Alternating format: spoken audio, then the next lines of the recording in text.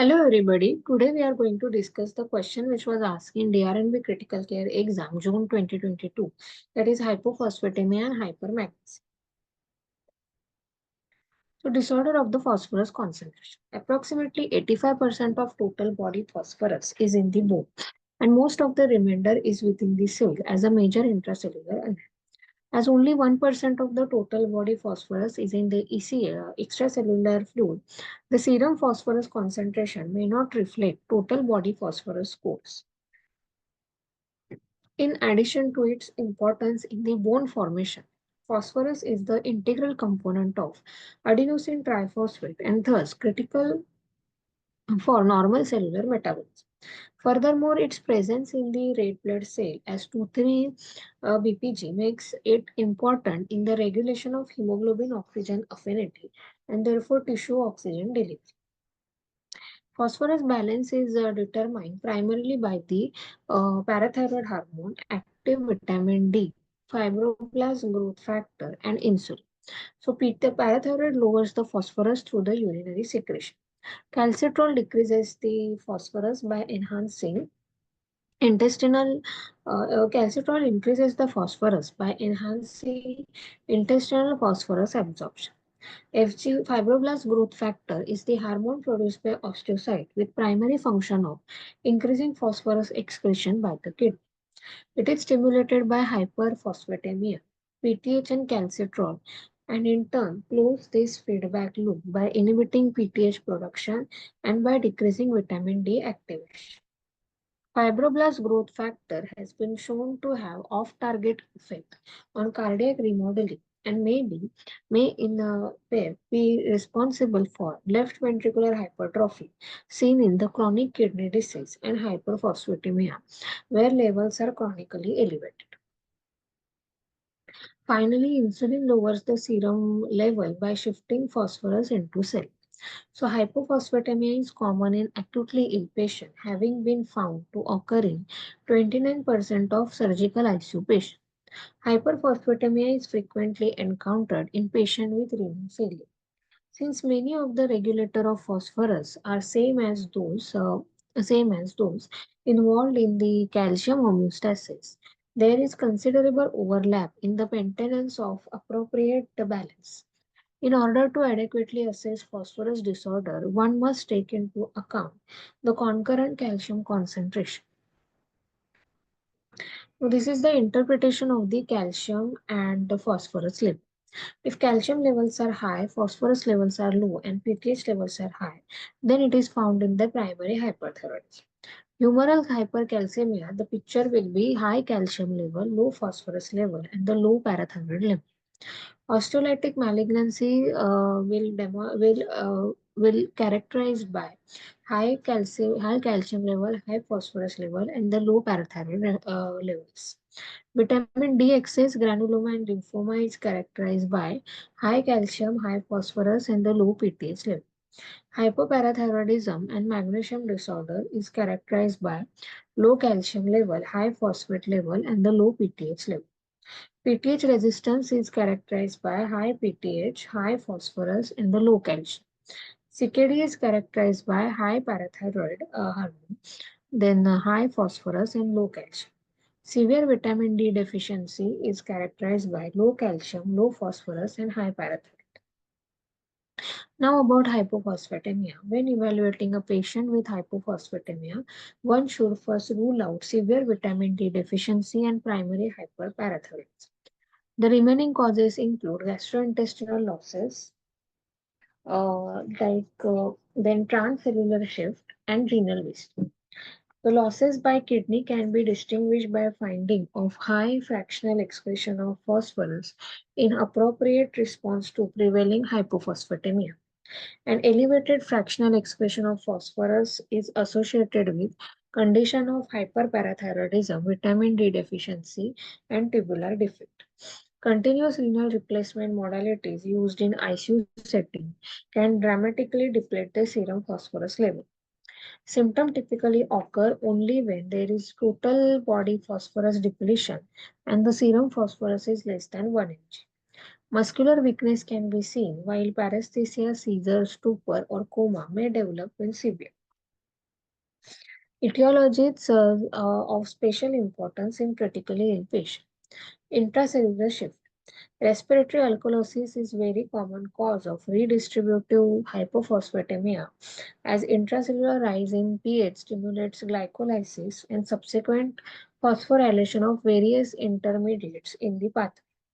The marked alcoholism that occurs during abrupt reversal of negative caloric state with dextrose containing fluid and total parenteral nutrition.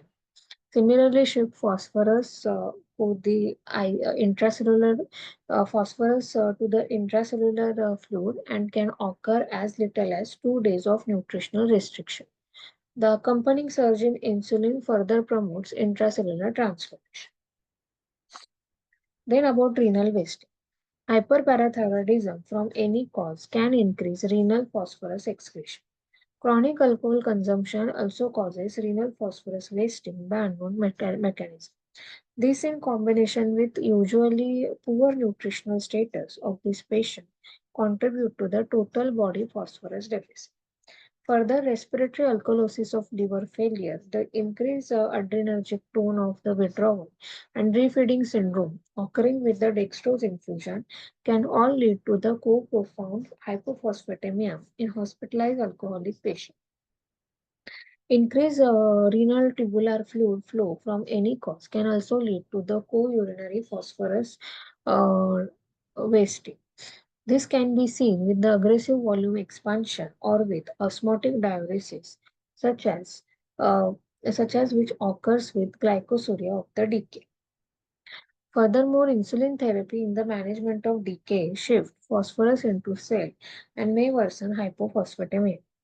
Oncogenic osteomalacia involves tumor production of fibroblast growth factor. An integral part of the normal phosphorus homeostasis, fibroblast growth factor can lead to the renal phosphorus wasting when overproduced through non-regulated ectopic production from the tumor. Continuous hemodialysis. Standard intermittent hemodialysis is only able to inefficiently remove phosphorus from intravascular space and thus rarely lead to hypophosphatemia on its own. However, with continuous hemodialysis modality, there is a state of constant negative efflux, which can result in severe significant hypophosphatemia. Patient on continuous venovenous hemodialysis should have their phosphate level checked every 12 to 24 hours, and if hypophosphatemia develop, standard measures should be employed. Now, this is the algorithm of the evaluation of hypophosphatemia. Hypophosphatemia means hyper phosphorus level of less than 2.8. So, consider the context of the parathyroid hormone and serum calcium concentration. So, if the fractional excretion of the phosphorus is less than 5% and urine phosphorus is less than 100%, then it's probably the consider the gastrointestinal losses, and that is phosphate binders, malabsorption, malnutrition, diarrhea, vitamin D deficiency, then transcellular shifts like insulin administration, refeeding syndrome, respiratory alkalosis, catecholamine release, beta agonist therapy, post parathyroidectomy, and other removal like intensive continuous dialysis. So fractional excretion of the phosphorus is urine phosphorus into serum creatinine upon serum phosphorus into urine creatinine. If a fractional excretion of the phosphorus is more than 5% or urine phosphorus is more than 100, then consider renal cause like hyperparathyroidism, chronic alcoholism, osmotic diuresis, volume expansion, corticosteroid use, theophylline use, Fanconi syndrome, and oncogenic osteomalacia. Now about treatment, mild hypophosphatemia, that is 1.9 to 2.5, is common in hospitalized patients and is often simply caused by transcellular shift, requiring no specific treatment except the correction of underlying cause. Severe symptomatic hypophosphatemia, enteral replacement may result in diarrhea and nausea. Because of the need to replenish the intracellular stores, 24 to 36 hours of depletion may be required. There has been no demonstrated benefit to aggressive repletion of phosphorus in asymptomatic hypophosphatemia. Studies of phosphorus therapy in treatment of decay, for instance, have shown no improved outcome and may even suggest increased morbidity primarily through resultant hypocalcemia. Now, the treatment of hypophosphatemia.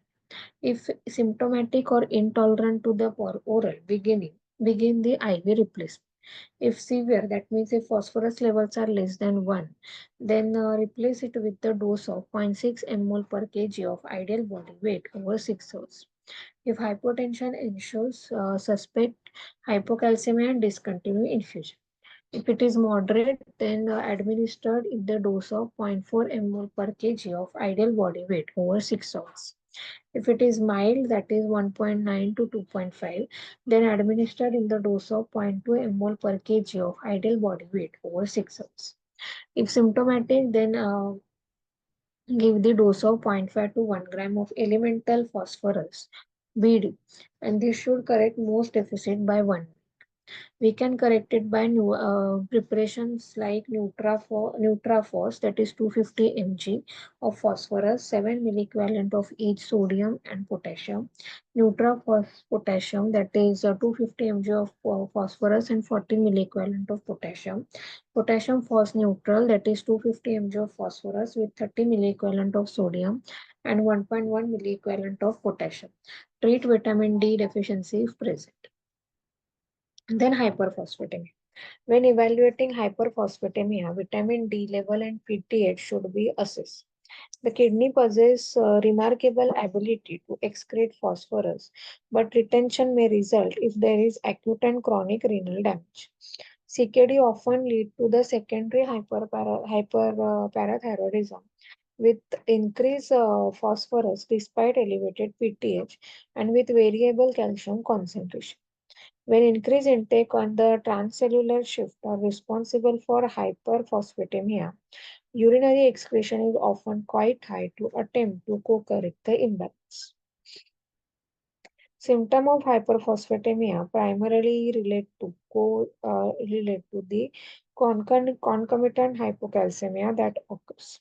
Metastatic calcification of soft tissue, vasculature, cornea, kidney, and joint can occur. Calciphylaxis in the skin, ischemia, necrosis that can occur in patients with chronic kidney disease, resulting from calcium and phosphorus deposition within the small blood vessel and subsequent thrombosis. Now, etiologies of special importance in the critically ill. Transcellular shift. Since the majority of phosphorus is sequestrated intracellularly, any process that lead to widespread cell destruction can lead to impressive hyperphosphatemia. Calcium concentration is often decreased as it complex with the circulating phosphorus. Metabolic acidosis, especially lactic acidosis and decay, can result in phosphorus shifting out of the cell. Now, phosphate-rich bowel preparation. Hyperphosphatemia can occur from the use of preparatory oral sodium phosphate formulation or phosphate-containing enemas. Case of acute kidney injury via acute phosphate nephropathy have been reported following use of these laxatives.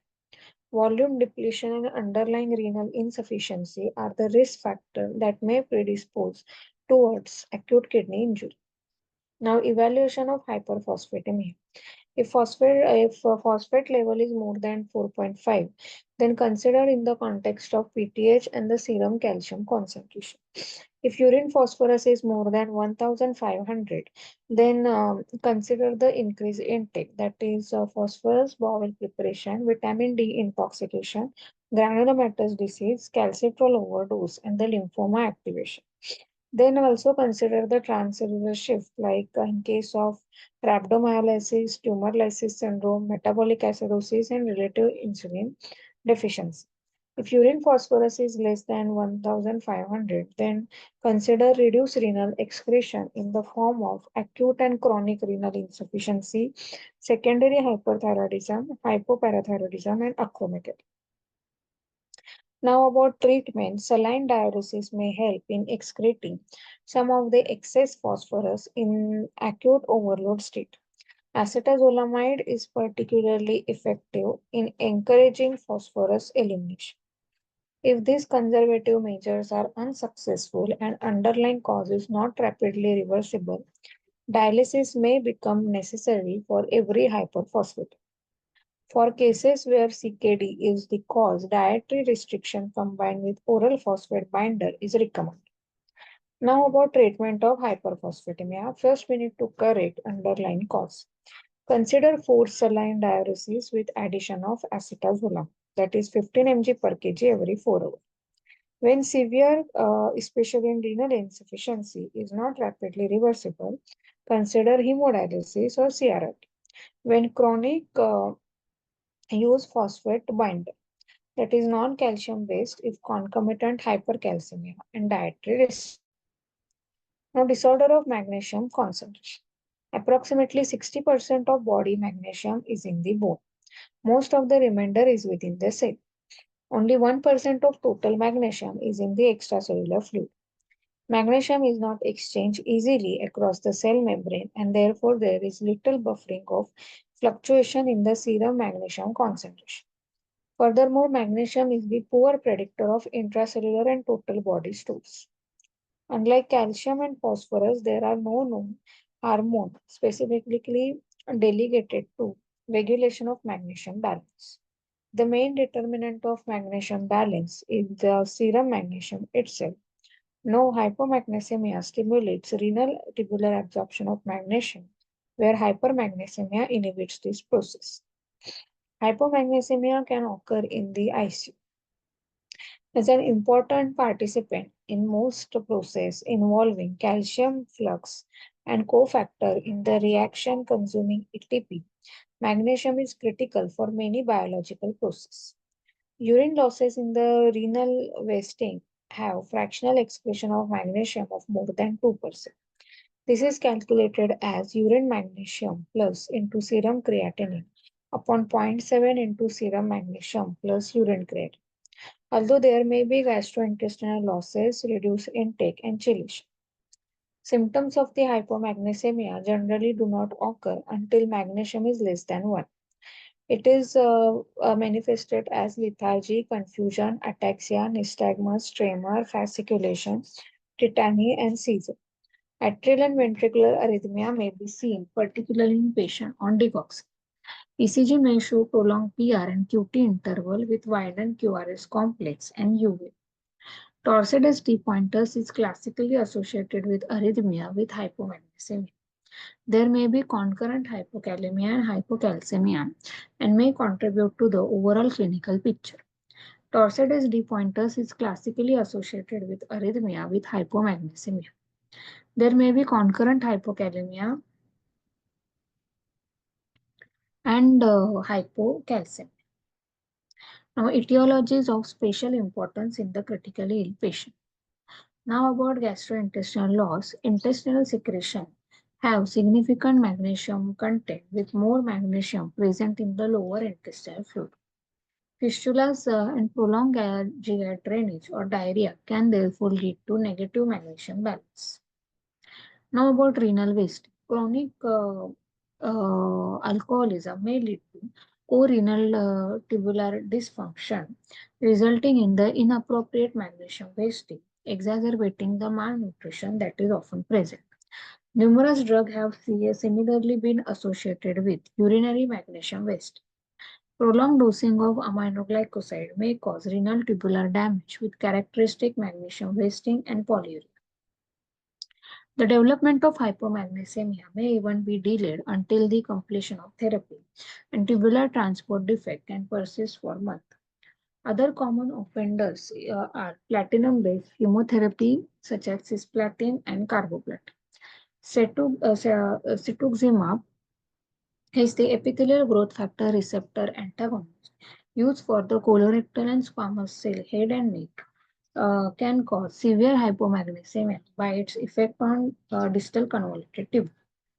About chelation, because magnesium is an ion with similar change and size as calcium, Similar cause of hypocalcemia from chelation can also result in hypomagnesemia, although usually of lesser degree. This phenomenon has been described, for instance, in the cases of severe acute pancreatitis. Hypomagnesemia worsen the hypocalcemia in this setting through the inhibition of PTH release. Now we'll see how to evaluate hypomagnesemia. For hypomagnesemia, we need to see 24-hour urine magnesium level. If it is less than 2 milliequivalent, consider reduce intake or extrarenal loss or chelation. Reduced intake or extrarenal losses occur in the conditions like starvation, malabsorption, diarrhea, prolonged GI drainage, and severe burn. Chelation is occurring in the conditions like hyperphosphatemia, pancreatitis, alkalemia, citrate-containing infusion, phoscarnet therapy, and ethylene glycol toxicity.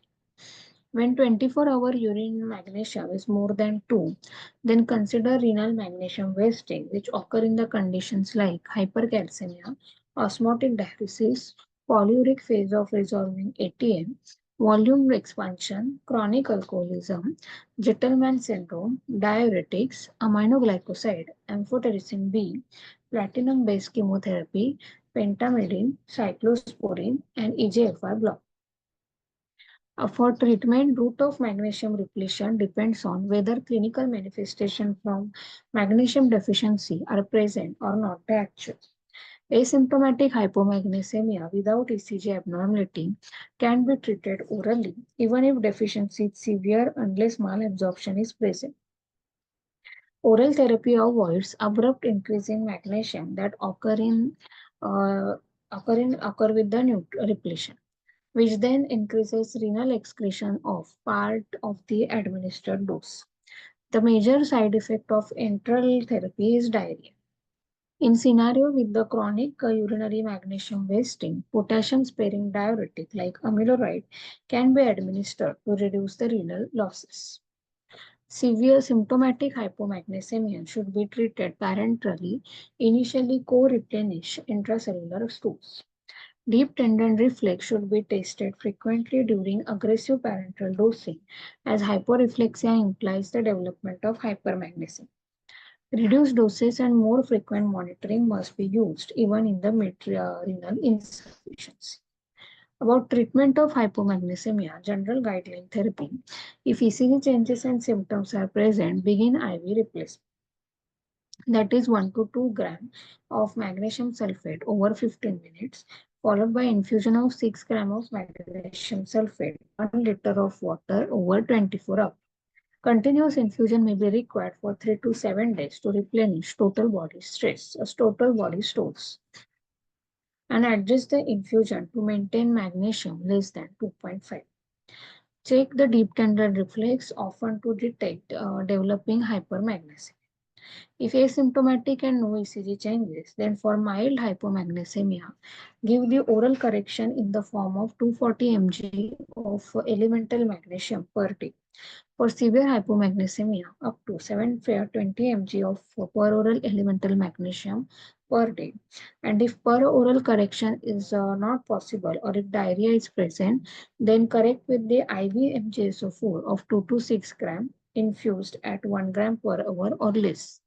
Chronic hypomagnesemia from renal wasting, consider high dose amyloid. Now about hypermagnesemia. Kidneys have remarkable capacity to co-excrete excess magnesium. Therefore, it is uncommon to see hypermagnesemia unless concomitant renal insufficiency is present. Symptoms are typically seen only when serum magnesium is more than 4, and patient present with the neuromuscular manifestation, including hyporeflexia, weakness, lethargy, that can progress to somnolence and paralysis. With diaphragmatic involvement, this can lead to respiratory failure. Cardiac manifestations include hypotension, bradycardia, and cardiac arrest. ECG may show prolonged PR, QRS, and QT interval when magnesium is 5 to 10. With more severe hypermagnesemia, complete heart block and asystole may cause. Now, about evaluation and the treatment of hypermagnesemia, consider the endogenous source and the exogenous administration. Endogenous sources occur in cases of diabetic ketoacidosis, tumor lysis syndrome, theophylline intoxication, adrenal insufficiency, and occasionally in primary hyperparathyroidism. Exogenous administration in case of antacid, magnesium containing laxative in renal failure, and over aggressive IV magnesium administration. Treatment is stop additional magnesium administration.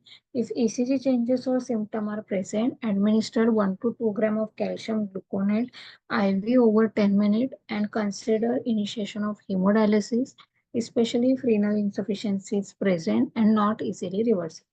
Consider forced saline resuscitation. Treatment is focused on cardiac manifestation with administration of calcium gluconate to stabilize the myocardium. Exogenous magnesium should be discontinued and dialysis may be needed if renal insufficiency is present and not easily reversible. Thank you, guys.